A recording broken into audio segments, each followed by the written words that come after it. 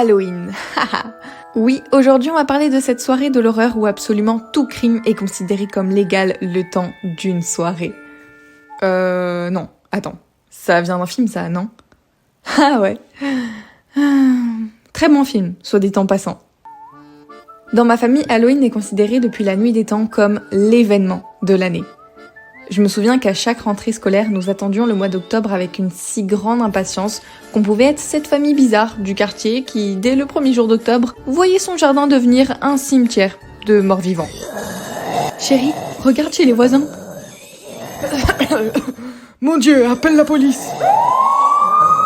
Parce que oui, quand on parle de décoration, là aussi, on n'était pas du genre à faire les choses à moitié. Eh non, la tête décapitée va de l'autre côté, et ici c'est la place de la momie.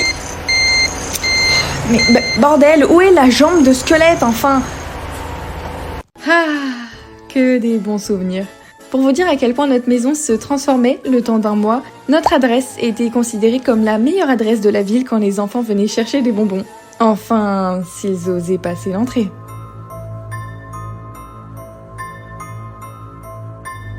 Bien évidemment, en perfectionnant notre art chaque année, nous en sommes arrivés un jour à avoir la brillante idée, avec mon frère, de faire plusieurs étapes d'horreur tout au long de notre allée. Ce qui était sans aucun doute notre plus grande réussite.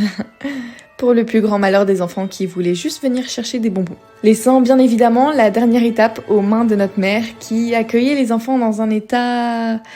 comment dire... second ?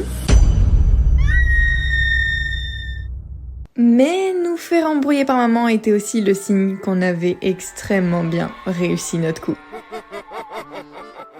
Enfin bon, même si j'ai bien grandi depuis, Halloween restera à jamais ce moment spécial dans mon cœur et une chose que j'aimerais transmettre à mes enfants pour qu'on perpétue les traditions.